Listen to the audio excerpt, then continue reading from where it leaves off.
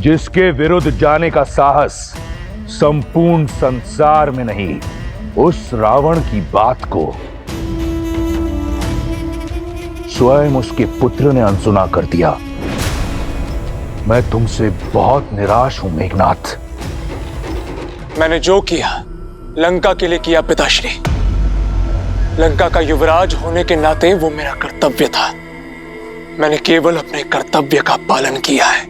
युवराज का कर्तव्य, युवराज के कर्तव्य के साथ कुछ नियम जुड़े होते हैं। उनमें सबसे बड़ा नियम ये कि अपने राजा के आदेश की अवहेलना नहीं करते।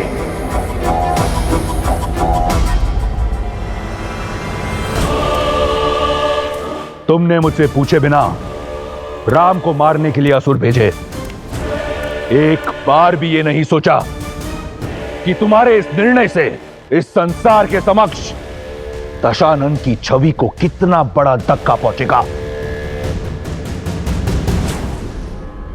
राम के शिविर में उपस्थित तुच्छ से तुच्छ वानर यही सोचेगा कि उनके यहां आने से रावण भयभीत हो गया। वो रावण जिसकी एक गर्जना से ये संपूर्ण ब्रह्मांड थर थर कांपता है, वो भयभीत हो गया, इसलिए छुपकर प्रहार कर रहा है। मुझे तुमसे बहुत आशाएं हैं मेघनाद, इसलिए समझा रहा हूं। युद्ध अपने शत्रु को भयभीत करके जीता जाता है, स्वयं भय की मूरत बनकर नहीं।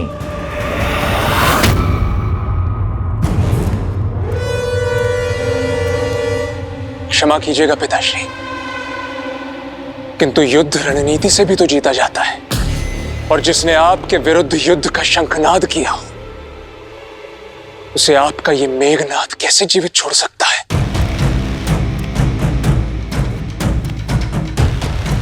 मैं जानता हूं तुम मुझसे बहुत प्रेम करते हो, परंतु पुत्र, रावण के लिए उसके स्वाभिमान से अधिक कुछ नहीं। वो वनवासी राम है ना, मेरा आखेट है, इससे को अपने शिकार के साथ तनिक खेल लेने दो पुत्र। महाराज, लंकेश की आज्ञा हो तो हम कुछ कहे। बोलो। इस समस्या का मूल कारण वो सीता है। हाँ महाराज, पहले दंड उसे ही मिलना चाहिए। मौन!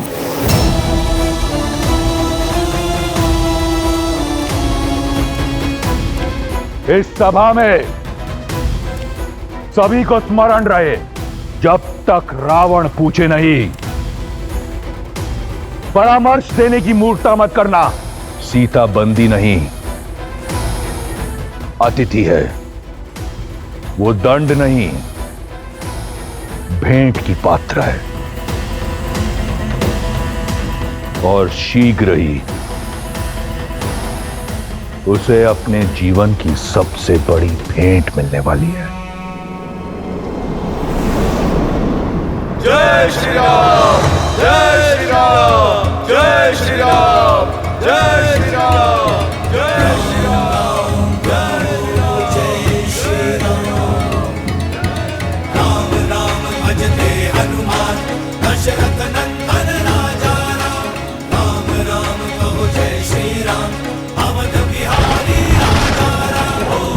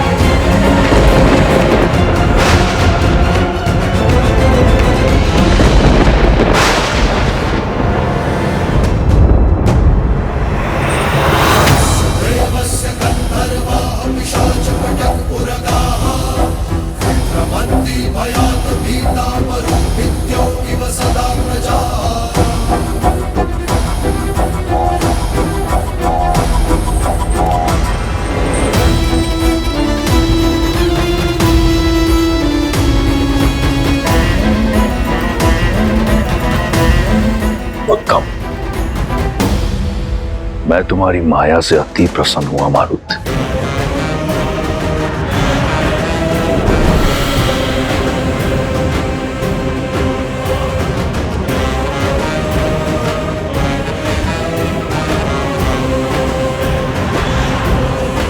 खेल, खिलाड़ी और आर्केड तीनों सच हैं। अब आएगा आनंद।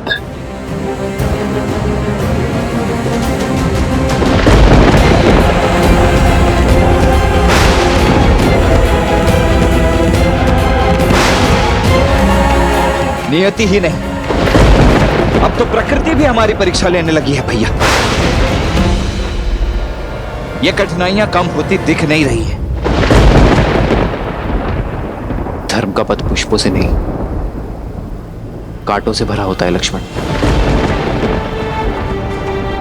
धर्म के पथ पर विजय पाने के लिए अनेकों बाधाएं आएंगी, किंतु हमें निडर होकर आगे बढ़ना ही होगा।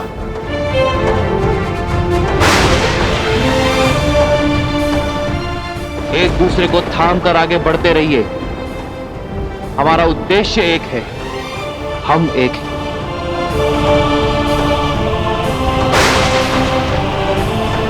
तुम में मैं हूं और मुझ में तुम हो।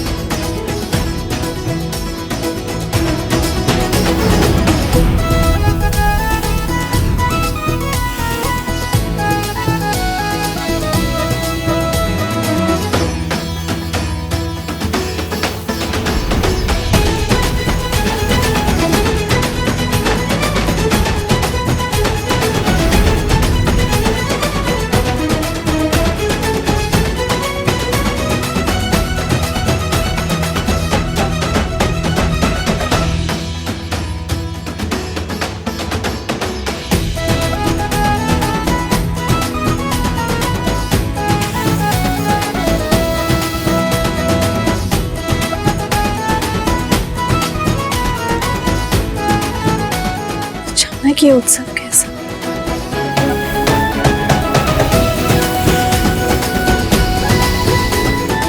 स्वर और ऊंचा करो, उत्सव का अवसर है। युद्ध आरंभ होने से पहले ही समाप्त हो गया। लंकेश की विजय हुई। वयम रक्षामः, वयम रक्षामः, वयम रक्षामः। अब हमें भी अशोक वाटिका की पहरेदारी से मुक्ति मिलेगी।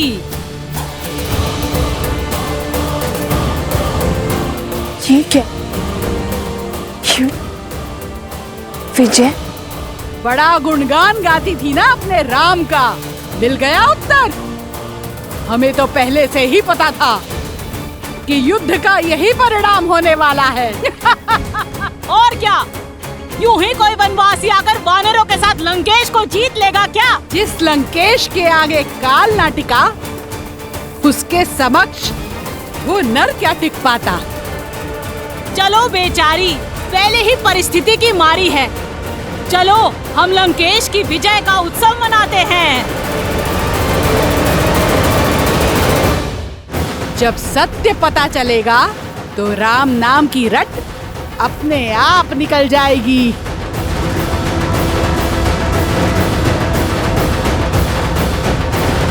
बंद करो ये सब। क्यों सताती हो इसे? चली जाओ यहां से, जाओ।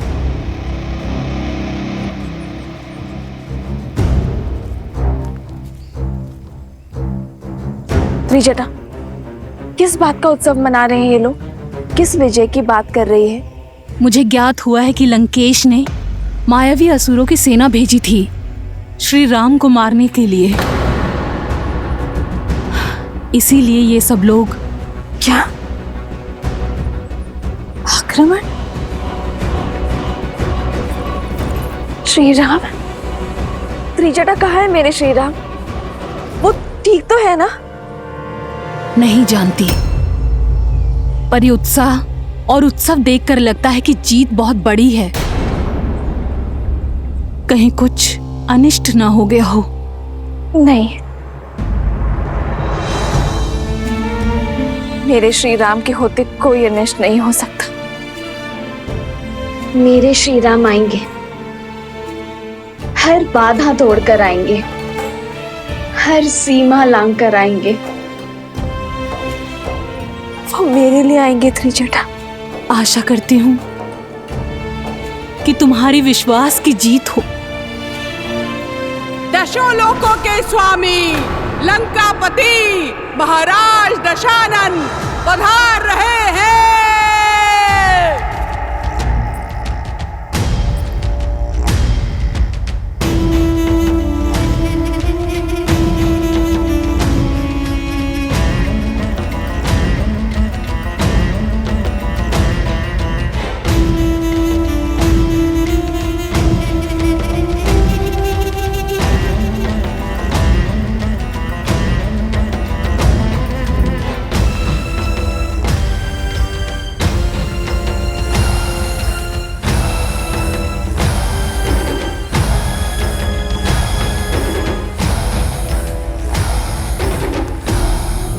उत्सव की ध्वनि सुन रही हो ना?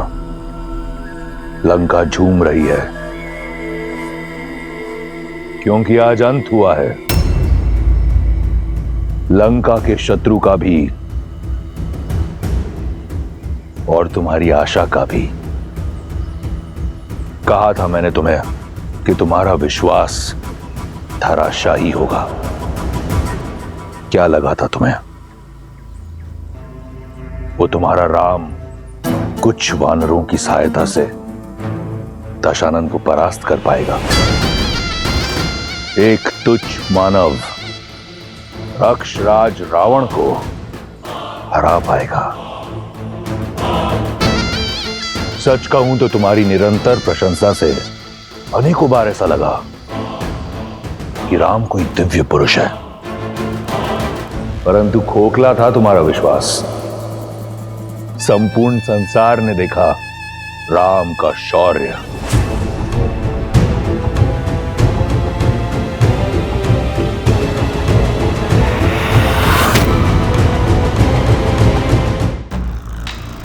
स्त्रियां इतनी हट्टी क्यों होती हैं? क्या मिला तुम्हें? पतिव्रता धर्म का ढोल पीटकर। मैं ये उपहार तुम्हारे लिए लाना नहीं चाहता था। नहीं चाहता था कि तुम आंसू बहाने में अपना समय व्यर्थ करो,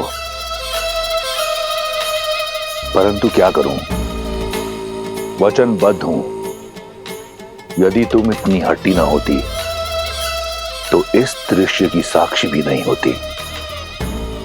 इस नियति को तुमने स्वयं चुना है सीता, मैंने नहीं। देखो,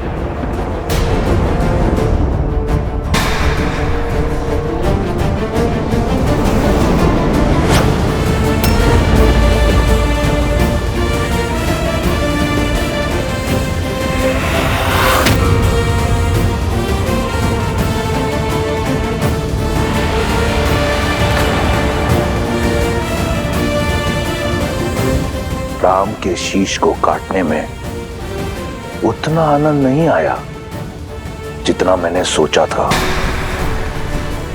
ये पाप मेरा नहीं, तुम्हारा है। लो, मैंने अपना वचन पूर्ण किया, ले आया तुम्हारे राम को तुम्हारे समक्ष, उसके धड़ के बिना।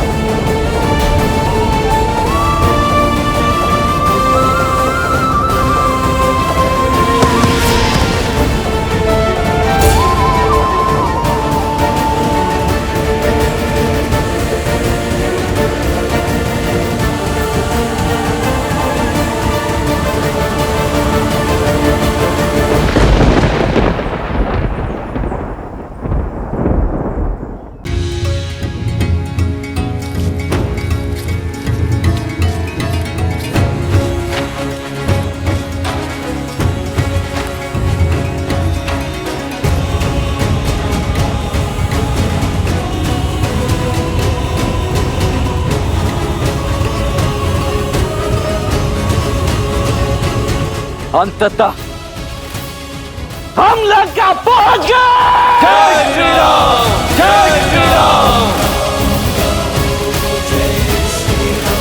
अब आज्ञा दीजिए भैया, इस पापी नगरी को ध्वस्त करने के लिए अब और प्रतीक्षा नहीं कर पा रहा हूं मैं।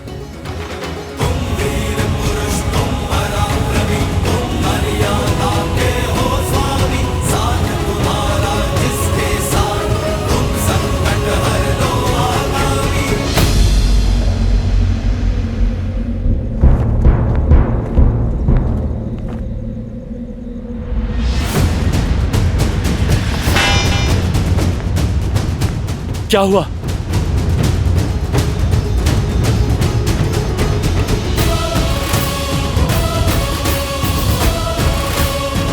ये कोई छोटी मोटी टुकड़ी नहीं, बहुत बड़ी सेना है।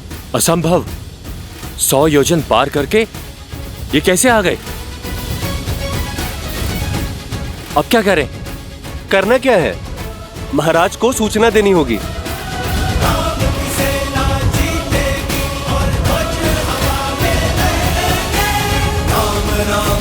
जय श्री राम, राम नाम भजते हनुमान, अवध बिहारी राजा राम। सीते में आ रहा, विवाह में दिया वचन निभाने, तुम्हारे अटूट प्रेम की आशा पूरी करने और लंका का मर्दन कर रावण को तुम्हारे हरण का दंड देने।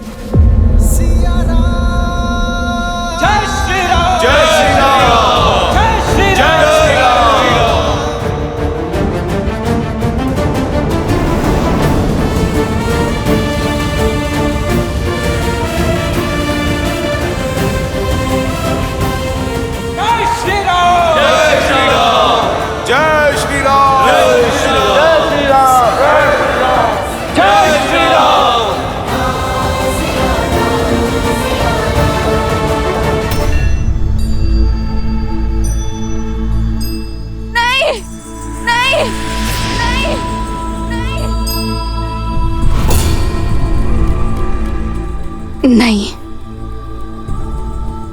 ये नहीं हो सकता। मेरे श्री राम मुझे छोड़ के नहीं जा सकते। ये कैसे हो सकता है? जो सामने है वो सत्य क्यों नहीं लग रहा? क्यों विश्वास नहीं हो रहा कि आप नहीं रहे, कि मृत्यु ने मुझे पहले नहीं चुना? क्यों देवताओं ने मुझे संकेत नहीं दिया? क्यों महादेव ने मेरा साथ नहीं दिया? क्यों मेरा मन मानने को सच नहीं है कि आप हैं? प्रत्यक्ष को प्रमाण की आवश्यकता नहीं होती सीता, अपनी नियति स्वीकार लो। समझ सकता हूं, एक मनुष्य का छोटा सा हृदय इतना बड़ा शोक संभाल नहीं सकता, परंतु क्या करें, सत्य से मुक्त मोड़ नहीं सकते। नहीं, झूठ बोल रहे हो तुम। जब तक मेरे श्री राम के हाथ में धनुष है, काल भी उन्हें छू नहीं सकता। ये सत्य नहीं है, ये सत्य नहीं, ये सत्य नहीं है। तुम्हारे बंदी पिता झूठे, राम का कटा हुआ शीश झूठा, परंतु क्या यह भी झूठ है?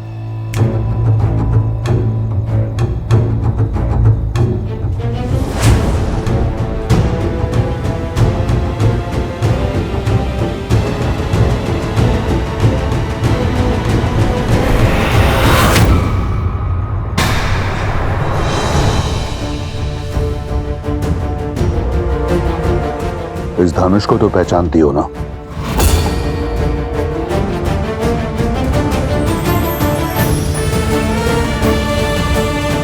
ये तुम्हारे वनवासी का टूटा हुआ धनुष है, जिसके रहते तुमने कहा काल भी उसे छू नहीं सकता था।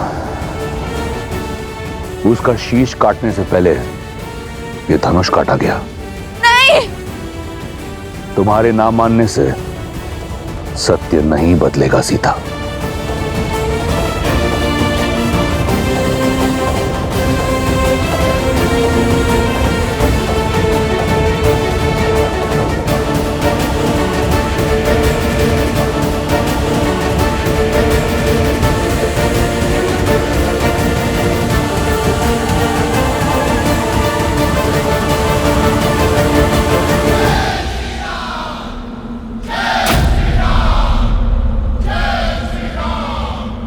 असंभव! इतनी बड़ी सेना सागर पार करके आ गई। लंका संकट में है, लंकेश को बताना होगा। जाओ!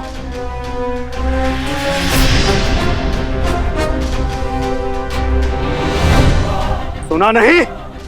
शत्रु द्वार पर है, महाराज को सूचित करो। जाओ! लंकेश को यह अशुभ समाचार देने का साहस किसमें है? जिसके मुख से अनिष्ट निकला, उसका सर धड़ से अलग होना निश्चित है।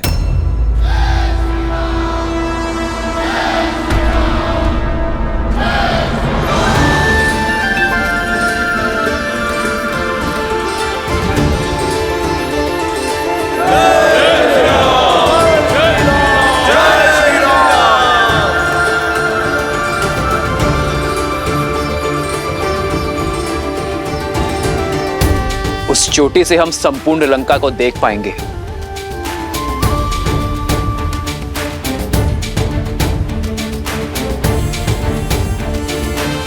मुख्य सेनापति मेरे साथ चले। हम वही शिविर बनाना आरंभ करेंगे।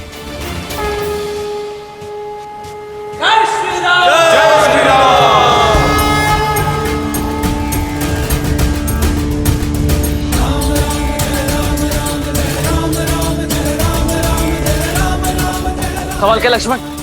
जी भैया।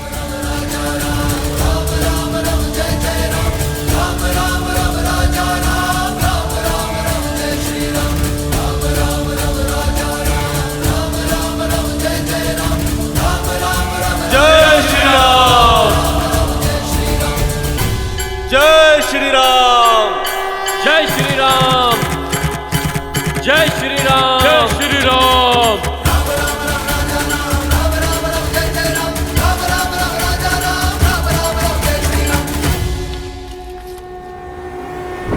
महाराज कदाचित दया कर दे, और तुम इसी क्षण उनके पास सूचना लेकर नहीं गए तो तुम्हारा सर धड़ से मैं अलग करूंगा। जाओ!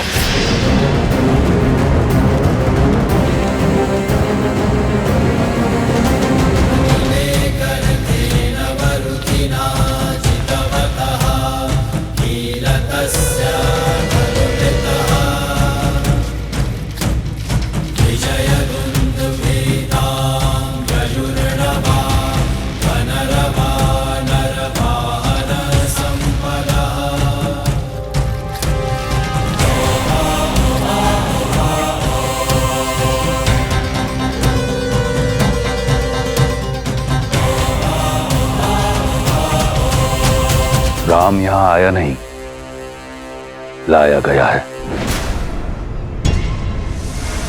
मेरे विश्वासघाती भाई द्वारा। जानते हो शुक,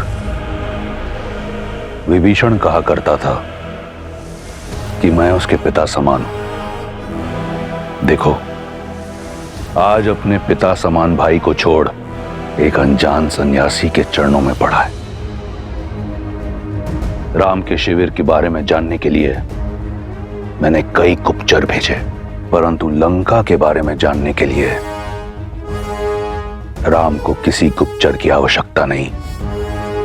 लंका का हर भेद, हर निर्बलता बताएगा वो लंका का भेदी। तुम तो राम के शिविर को जानते हो। जी महाराज। बताओ ये सब कौन है? महाराज, वो जो वल्कल वेश में जटा के साथ बलिष्ठ भुजाओं वाला गौर वरुण वीर है, वो राम का अनुज लक्ष्मण है महाराज। परिचय मांगा है, निबंध मत सुनाओ, संक्षिप्त में बताओ। जी महाराज। और वो वानरों में सबसे अलग दिखने वाला पवन पुत्र हनुमान। जानता हूं, उसे जानता हूं। और वो वानर राज सुग्रीव महाराज, महाबली बाली का अनुज, इस समय किष्किंधा का राजा। मूर्ख, राजपाट त्याग कर मृत्यु से आलिंगन करने चला है। और वो नल और नील है, इन दोनों ने ही ये सेतु बनाया है महाराज। और वो बाली का पुत्र अंगद। तो राम ने अपनी सेना में बालक भी जोड़ रखे हैं। और वो जामवंत महाऋष, सतयुग से जीवित चिरंजीवी देवासुर संग बूढ़ा है। आगे बढ़ो। और वो हनुमान के पिता केसरी। दो बूढ़े, कुछ बालक, कुछ मूर्ख वानर सहित दो वनवासी और एक विश्वासघाती रावण के समक्ष खड़े होकर उसे परास्त करने चले आए। राम कहां है? दिखाई नहीं देता। वो वहां।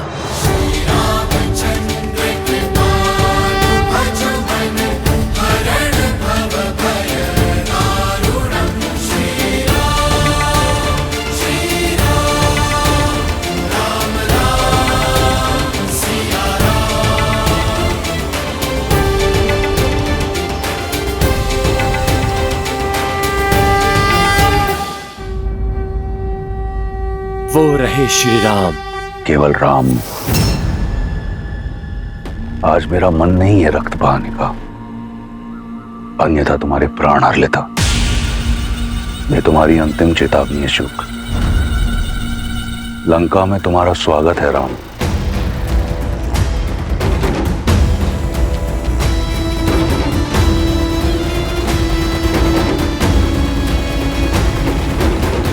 प्रभु, वो है मेरे भैया लंकापति दशानन रावण।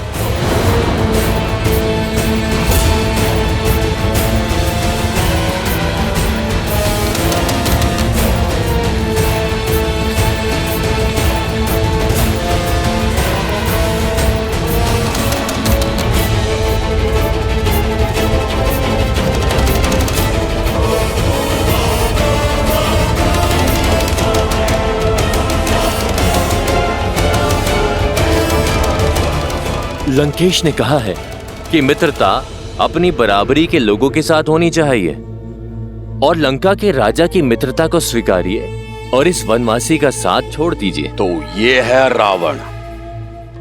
इसने मुझे प्रलोभन दिया ताकि जीवन पर वानर जाति पर कलंक लगे। इस पापी को जीने का कोई अधिकार नहीं है। मित्र रुको।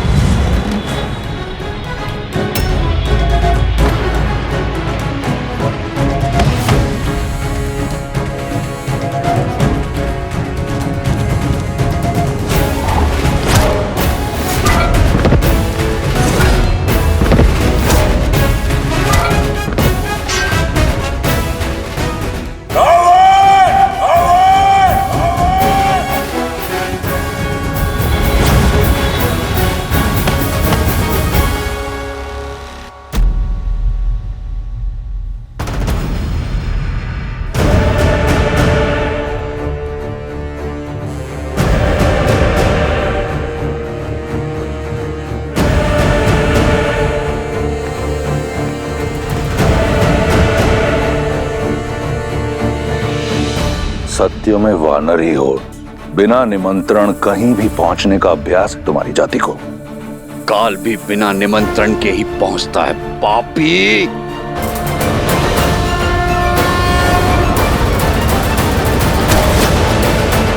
लगता है कि नियति चाहती है कि आज रक्त बहे। मरण आया प्रहार। सुग्रीव हूं मैं, उस महाबली बाली का भाई, जिसने तुम्हें 6 महीने तक अपनी बगल में दबा के रखा हुआ था।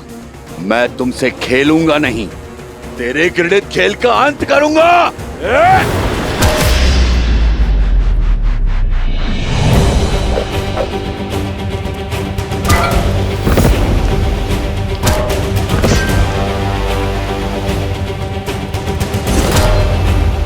जय श्री राम।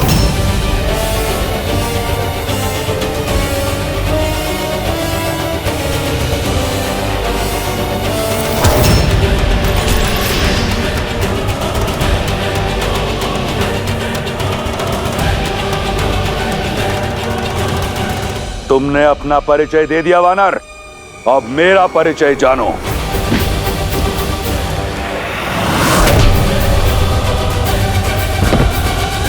इन्हीं हाथों से कैलाश उठाया है इस दशानन ने। वीर अपना परिचय वार के बाद देता है। राक्षस हूं मैं, रक्ष राज रावण।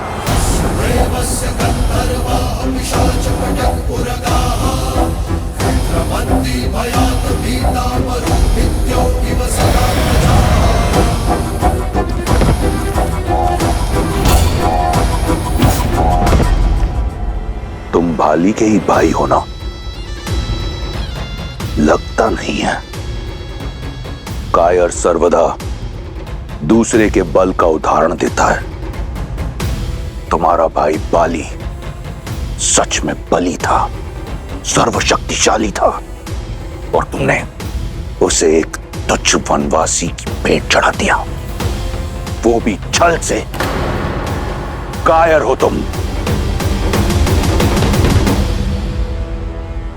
अपनी माया से देवी सीता मैया को हरने वाले के मुख से छल की बातें अच्छी नहीं लगती।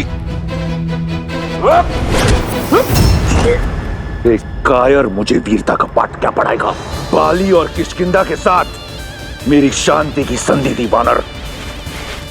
नए राजा होने के नाते तुम्हें उसका सम्मान रखना चाहिए था।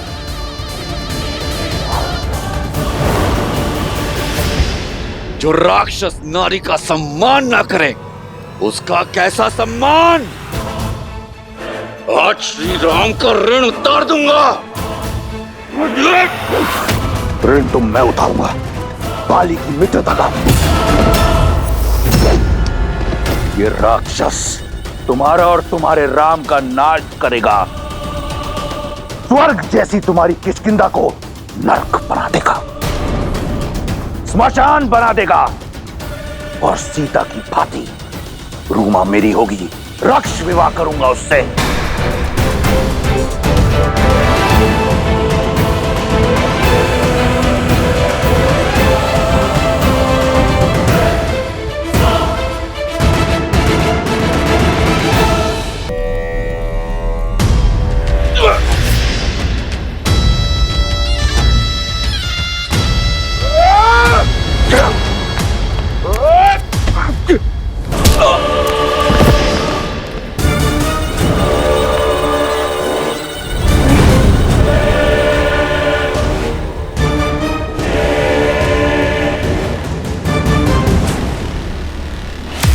मुझ पर आक्रमण करने से पहले तुम्हें स्मरण होना चाहिए था, काल मेरा दास है। अब बताओ, मुझसे तुम्हारी रक्षा कौन करेगा? तुम्हारा धर्म, तुम्हारा सत्य, तुम्हारा राम? मित्र, मुझसे बचाने कोई नहीं आएगा। जब संकट सर पर आता है तो केवल बल बचाता है, और रावण के विरुद्ध लड़ने के लिए तुम्हारे पास कोई बल नहीं है। अपने प्राण त्यागने के लिए सज हो जाओ वानर।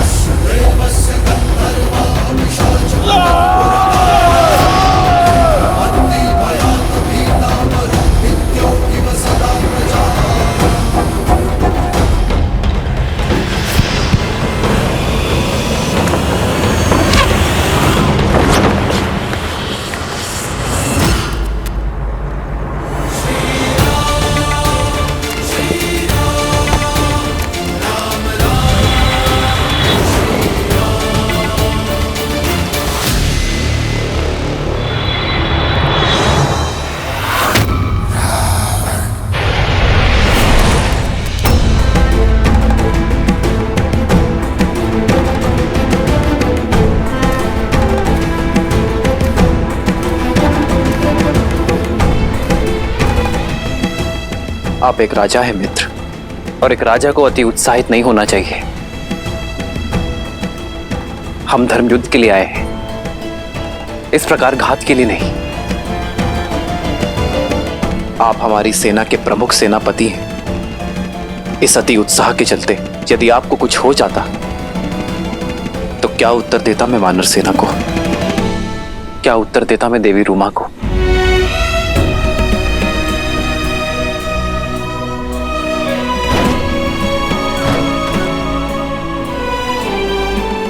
मुझसे भूल हो गई प्रभु।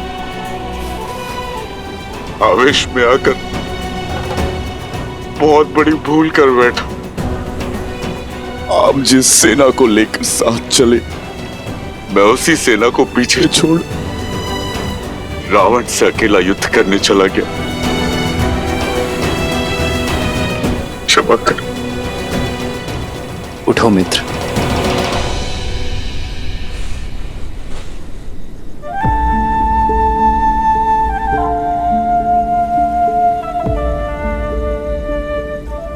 आप इस युद्ध के नायक हैं, इस महासेना के राजा हैं, और एक नायक का कर्तव्य होता है कि वो सबको अपने साथ लेकर चले, अपने नियमों का पालन करें। केवल इस क्षण का नहीं, आने वाले कल का भी सोचे।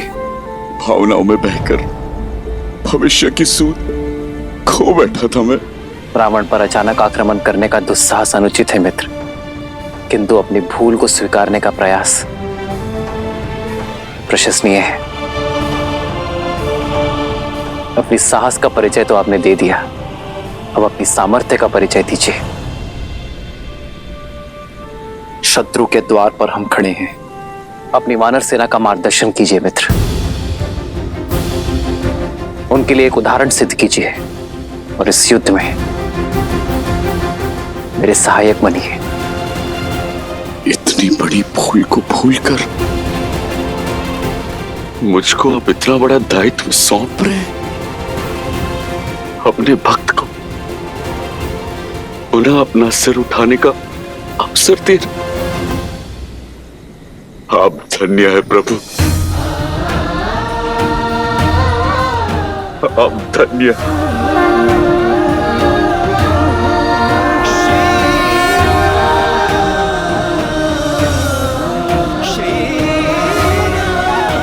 जय श्री राम, जय श्री राम, जय श्री राम, जय श्री राम।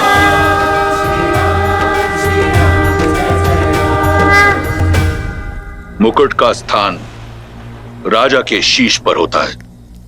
शुक महाराज, किष्किंधा के राजा को उसका मुकुट लौटा दो। कोई संदेश महाराज? प्रहार के उपरांत ना कोई संधि ना संदेश। क्या? हाँ, सुग्रीव नाम था उसका, दशानन पर भारी पड़ गया था। पूरी लंका चिंतित है। समय है कि लंका चिंता ना करें, चिंतन करें। सोचो, जिस सेना के एक वानर ने लंकेश के मस्तक पर बल डाल दिया था, तो जब उस सेना के नायक स्वयं रावण के सामने आएंगे तो वो क्या करेंगे, तब क्या होगा? कल प्रातःकाल दशानन ने विशेष सभा बुलाई है। मैं वहां जाकर पूरी सूचना लेकर आऊंगी। किंतु सीता, राम क्या करेंगे? जिस लंका को, लंकेश को आज तक कोई नहीं जीत पाया है, वो कैसे जीतेंगे?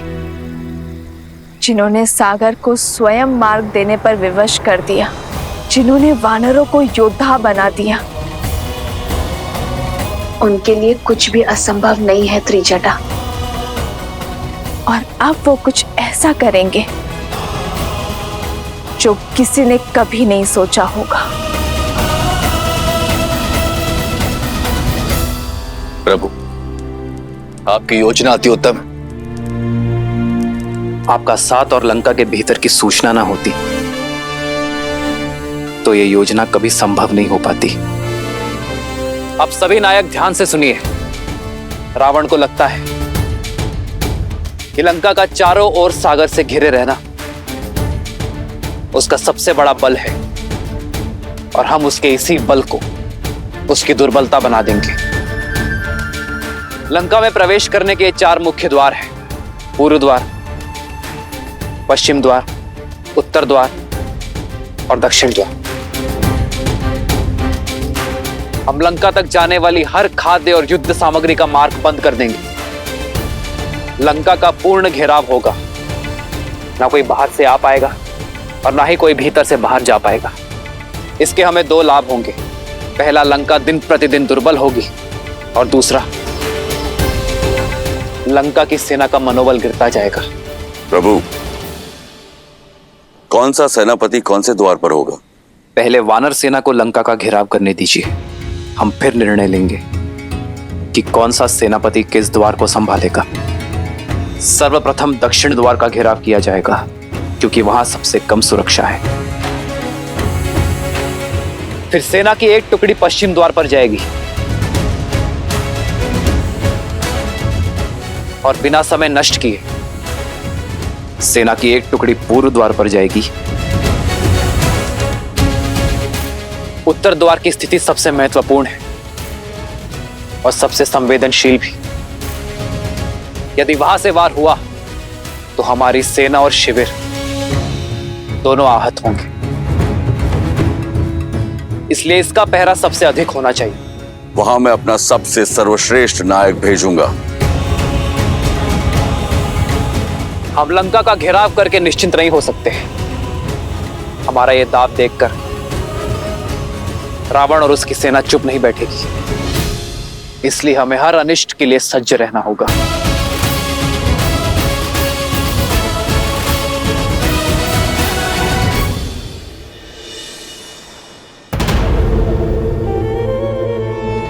महाराज, 16 कोटि वानरों ने राज्य को चारों ओर से घेर लिया है। सभी द्वार उनके आधिपत्य में है। स्थिति बड़ी ही विकट है महाराज। मार्गदर्शन कीजिए कि इस स्थिति से कैसे निपटा जाए। स्थिति बिल्कुल सामान्य है प्रहस्त, और मार्ग सरल। हमें राम का वध करना है। इस संसार के समक्ष एक उदाहरण प्रस्तुत करना है रावण के बल का। उसकी सेना का संहार कुछ इस प्रकार भयावह होना चाहिए कि यह संपूर्ण संसार राक्षस नाम से थर थर कांपे। आने वाले सहस्त्रों वर्ष तक लंका पर आक्रमण करने का साहस किसी में ना हो। सिद्ध करना है हमें कि महादेव के इस भक्त लंकेश दशानन रावण के समक्ष कोई टिक नहीं सकता। फिर चाहे वो नर हो या स्वयं नारायण।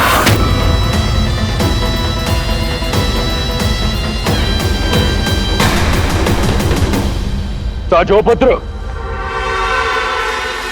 लंका के शत्रुओं का रक्त चखने के लिए मेरी तलवार कब से लालायित है पिताश्री। तो फिर लंका के युवराज और मेरे सर्वोच्च सेनापति होने का दायित्व निभाओ। युद्ध नीति बनाओ और आगे बढ़ो। तुम्हारे हर निर्णय में मैं तुम्हारे साथ हूं। राम और उसकी वानर सेना को यह अनुमान भी नहीं होगा कि कैसी काज गिरने वाली है उन पर।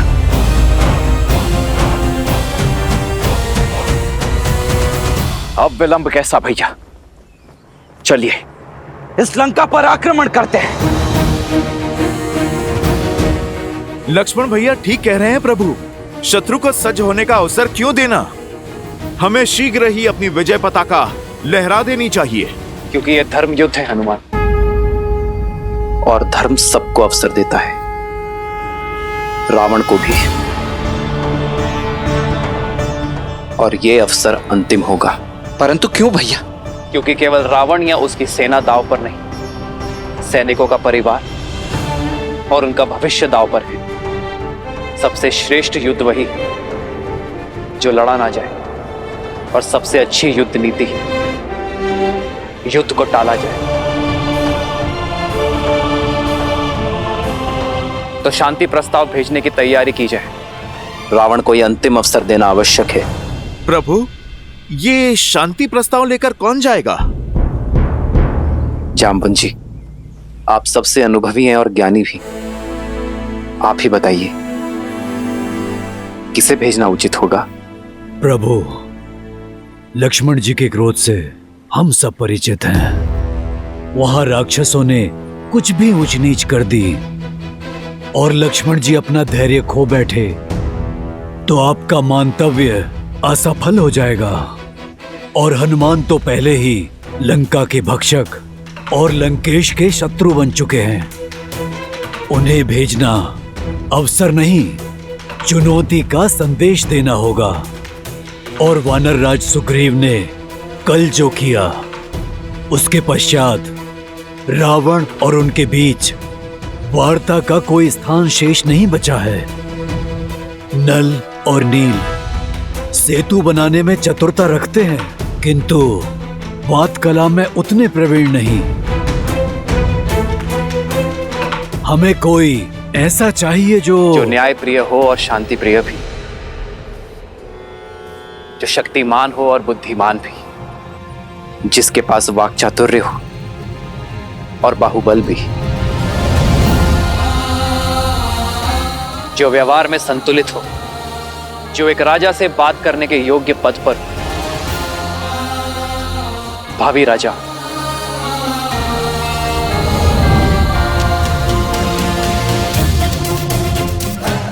यह अत्यंत ही उत्तम चयन है भैया। शांति प्रस्ताव लेकर अंगद को ही जाना चाहिए। अवश्य प्रभु, अंगद मेरा शिष्य है, उसकी योग्यता पर मुझे पूर्ण विश्वास है। अंगद, प्रभु, मैं सेना में सबसे छोटा और इतना बड़ा उत्तरदायित्व मुझ पर? यह भी आवश्यक है अंगद। शत्रु को ज्ञात होना चाहिए कि इस सेना का सबसे युवा सदस्य भी बुद्धि, शक्ति और नीति में कितना प्रबल है। मैं शांति प्रस्ताव का दायित्व तुम्हें सौंपने जा रहा हूं अंगद। यह कार्य अत्यंत महत्वपूर्ण है और कठिन है। मैं आपको निराश नहीं करूंगा प्रभु। जानता हूं अंगद, मेरी सोच रावण से स्पष्ट शब्दों में कह देना। कह देना यह अंतिम विकल्प और अंतिम प्रस्ताव है।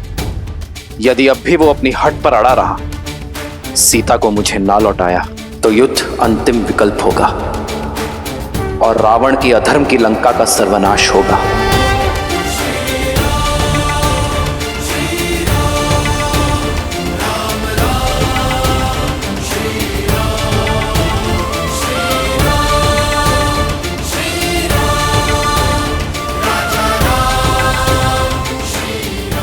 जाओ अंगद।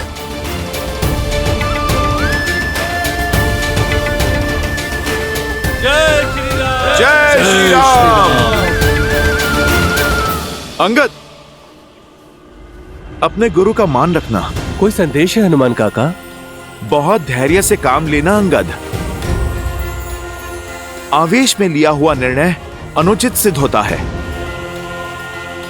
किंतु हां, यदि कोई प्रभु श्री राम के विषय में अपशब्द कहे और उनका अपमान करे तो स्मरण रखना, तुम शिष्य किसके हो।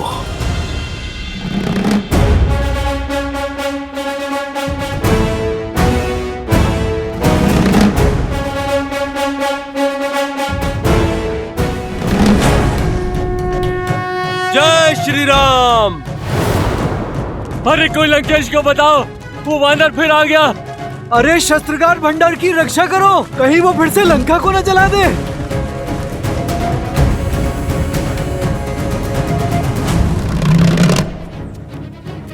योद्धा नहीं, दूत आया है। श्री राम का संदेश लाया हूं।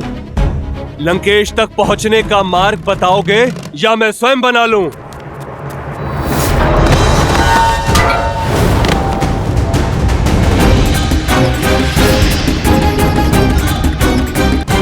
अरे वो पुनः लौट आया।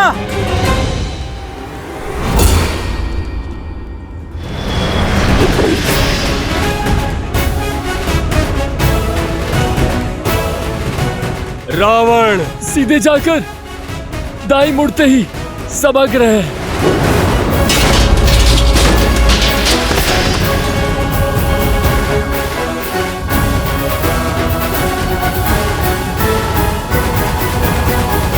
करने दो रावण को युद्ध की तैयारी।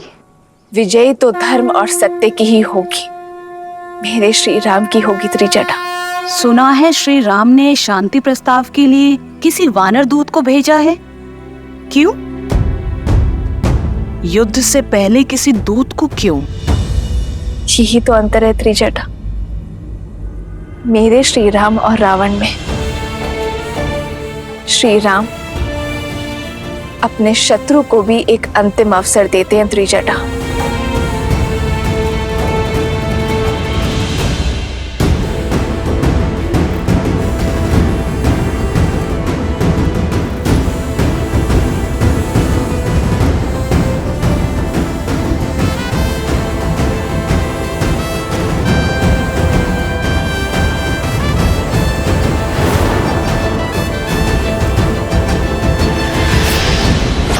अरे अरे, बैठे रहिए। मैं तो केवल श्री राम का दूत हूं। हाँ, जब प्रभु श्री राम आएंगे तो उनके सम्मान में खड़े होइएगा। बिना अनुमति लंकेश की सभा में आने वाले कौन हो तुम? लगता है आपकी श्रवण शक्ति मंद है भद्र। मैं रामदूत हूं और मुझे कहीं जाने के लिए केवल श्री राम की आज्ञा चाहिए, किसी की अनुमति नहीं। मैं श्री राम का संदेश लेकर आया हूं रावण के लिए। जानता हूं क्या संदेश भेजा होगा उस वनवासी ने।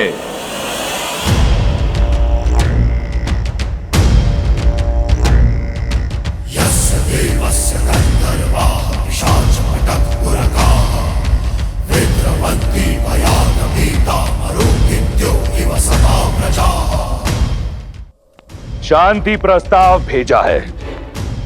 एक बार फिर संधि का निमंत्रण भेजा है। एक कायर से यही आशा थी।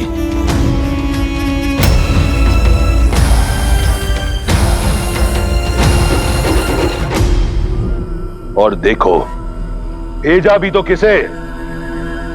एक तो वानर, उस पर बालक प्रतिनिधि प्रतीक होता है भेजने वाले के व्यक्तित्व का। श्री राम के व्यक्तित्व की तो बात ना ही करो दशानन, तुम्हारी सोच से परे है वो। और रही बात प्रतिनिधि की, तो श्री राम ने मुझे यहाँ भेजकर ये सिद्ध कर दिया कि उनकी सेना का सबसे अल्प आयु बालक भी उनका कार्य सिद्ध करने में सक्षम है। और जहां तक बात रही वानर होने की, तो ये वानर उन महाराज बाली का पुत्र है जिन्होंने 6 माह तक तुम्हारा योग्य सत्कार किया था। स्मरण तो है ना? रावण से उपहास। बालक, यदि मैं चाहूं तो इसी क्षण तुम्हारे प्राण हर सकता हूं, परंतु मैं ऐसा करूंगा नहीं, क्योंकि तुम मेरे मित्र बाली के पुत्र हो, मेरे पुत्र समान। और मित्रों में युद्ध शोभा नहीं देता। कितनी लज्जाजनक बात है कि किष्किंधा का युवराज, किष्किंधा का भावी महाराज एक वनवासी के चरणों का दास बना बैठा है। उस वनवासी के जिसने तुम्हारे पिता की हत्या छल से की। ऐसा तुच्छ कार्य तुम्हें शोभा नहीं देता। तुच्छ तो तुम अपने व्यवहार को सिद्ध कर रहे हो दशानन। किष्किंधा के युवराज को, श्री राम के दूत को अपनी सभा में विराजने का उचित स्थान ना देकर, और मुझे उचित स्थान ना देने का अर्थ है कि तुम मेरे प्रभु श्री राम का अपमान कर रहे हो, और ये मैं नहीं सह सकता। इसलिए पहले मुझे अपनी सभा में उचित स्थान दो, फिर मैं श्री राम का संदेश दूंगा। यदि तुम यहां बाली पुत्र अंगद बनकर आते तो तुम्हें स्थान अवश्य मिलता, परंतु तुम यहां उस वनवासी के दूत बनकर आए हो जिसके लिए उसके राज्य में कोई स्थान नहीं था, जो दर दर भटक रहा है। उस वनवासी और उसके मरकट दूत के लिए मेरी लंका में कोई स्थान नहीं है।